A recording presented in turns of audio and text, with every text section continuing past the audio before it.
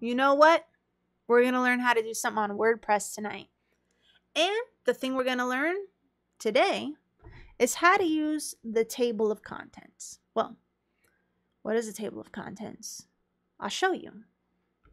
A table of contents is a group of categories or titles or subjects that would help us separate articles, paragraphs within a book, a document, and in this case, a WordPress post.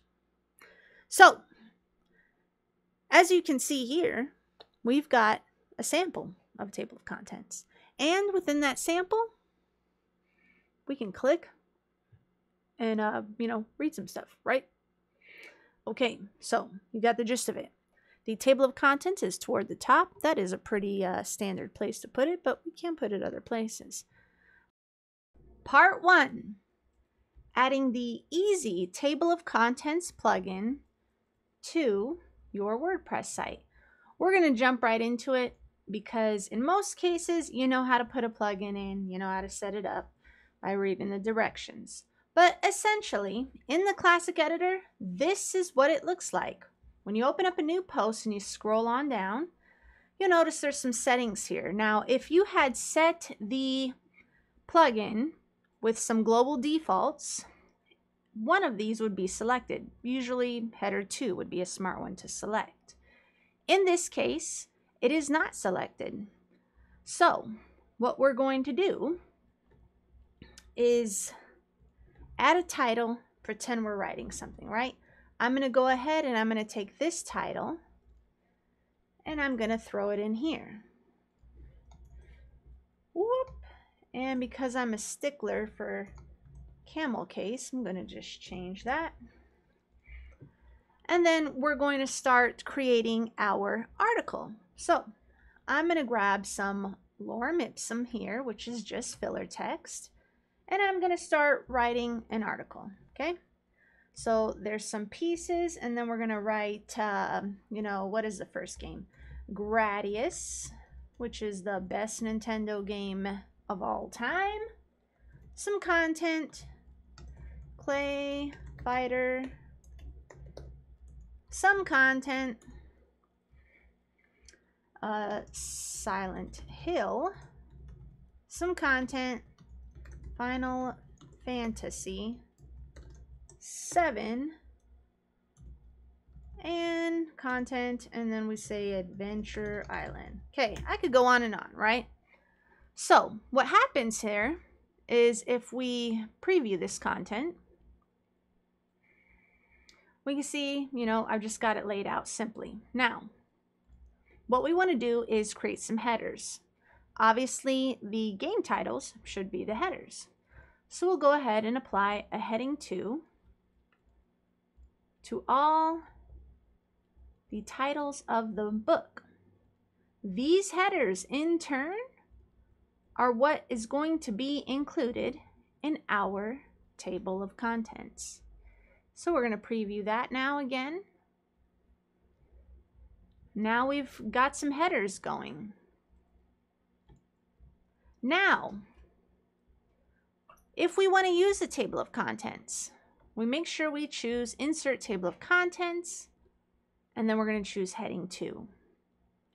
In this case, I'm going to publish the article because if you preview it, it doesn't register. So now we're going to preview the changes, and now you can see we've got a table of contents.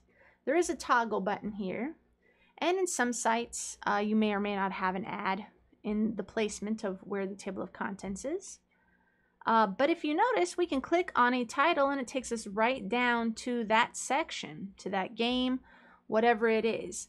Ideally, an article that uses a table of contents would probably be a lot longer than this. So now I'm going to show you how to create nested table of contents. Ideally, in what's called pillar content. That is massive content that is meant to weave somebody reading content into mini content around the website. and I hate saying mini because it's not that it's small, it's just what we call it. So Silent Hill, let's go ahead and we'll do Silent Hill 1, and we'll just pretend this content belongs to it, and then we're going to say copy, and then we're going to do Silent Hill 2, return content, Silent Hill 3, the trifecta of Silent Hill. So what we have here, we can go ahead and we can make them heading 3s, right?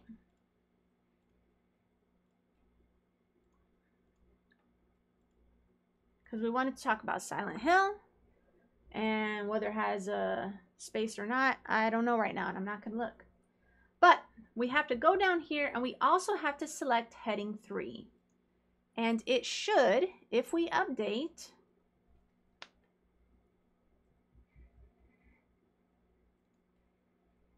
it should nest, as you can see, the content.